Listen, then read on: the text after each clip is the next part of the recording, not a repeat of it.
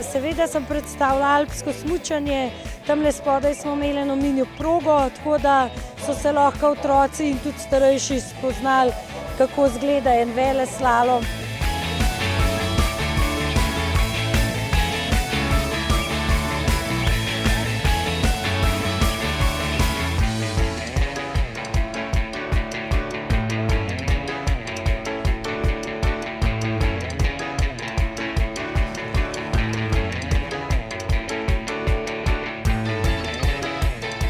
Tukaj so različne igre, v katerih se lahko vsi preizkusimo, pa nekateri športi še niso nam znani. Ja, smučim se rad, pa skačem na smučeh rad tudi, pa treniram rad.